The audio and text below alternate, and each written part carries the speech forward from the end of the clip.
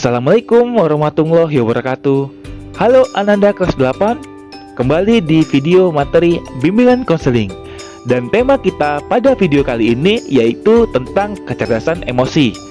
Nah, Ananda semua, kalian pasti familiar dengan yang namanya kecerdasan.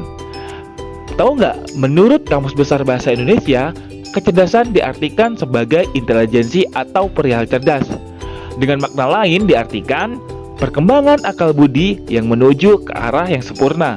Sedangkan pengertian kecerdasan emosi sendiri yaitu kemampuan seseorang untuk menerima, menilai, mengelola, serta mengontrol emosi dirinya dan orang lain yang ada di sekitarnya.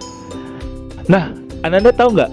Kecerdasan emosi memiliki 5 komponen. Komponen yang pertama yaitu memiliki kesadaran diri. Dalam hal ini, kesadaran diri adalah kesadaran yang mana Anda mampu memahami mengenai emosi yang ada dalam diri Anda. Nah, jadi Anda semua, alangkah baiknya untuk membentuk kecerdasan emosi, seseorang harus memahami dan mengetahui hubungan antara yang mereka rasakan dan bagaimana mereka harus bersikap. Selanjutnya, komponen yang kedua yaitu membentuk regulasi diri. Regulasi memiliki pengertian sebagai pengaturan. Dalam hal ini maksudnya adalah individu harus memiliki pengaturan emosi yang baik. Setelah mampu untuk menyadari adanya emosi di dalam diri, akan memunculkan dampak bagi orang lain.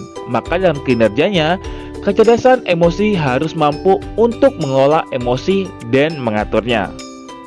Selanjutnya, komponen yang ketiga yaitu memiliki keterampilan sosial.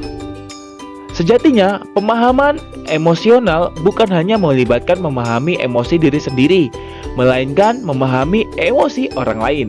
Semakin sering berinteraksi dan menerapkan pemahaman terhadap emosi diri sendiri dan orang lain, hal ini akan membantu dalam membentuk kecerdasan emosi yang semakin tinggi. Kemudian, komponen yang keempat yaitu mempunyai empati. Empati diartikan sebagai kemampuan diri untuk lebih memahami perasaan orang lain. Dan hal ini sangat penting bagi pengembangan kecerdasan emosi. Dan yang terakhir, komponennya yaitu memiliki motivasi diri.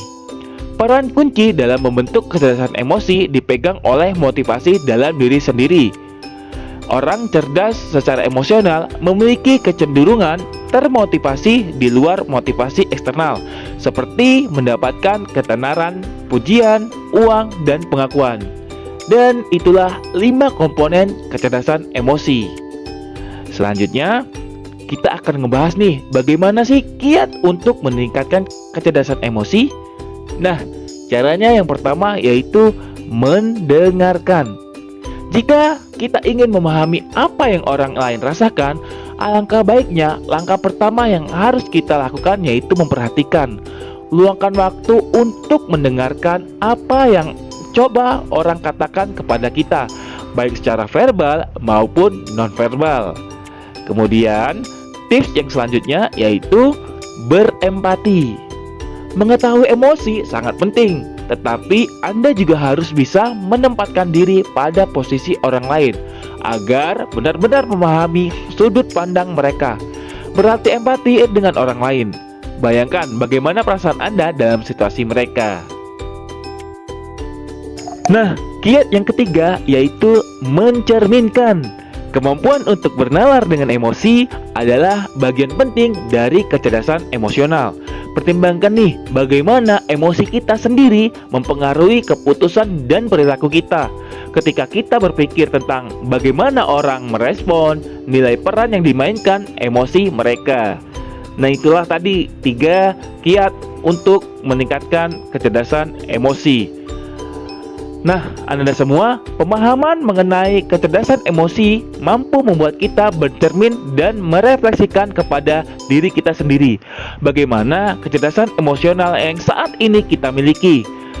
Kecerdasan emosi saat ini juga merupakan aspek yang penting dalam pengembangan diri dan merupakan kunci untuk meraih kesuksesan di masa depan. Nah, sampai di sini materi tentang kecerdasan emosi. Semoga bermanfaat untuk kita semua.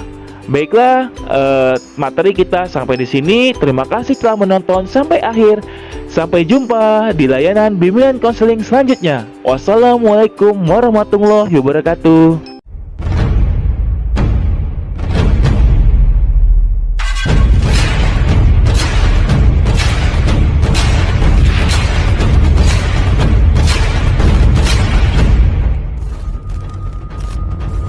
Dreamspedia.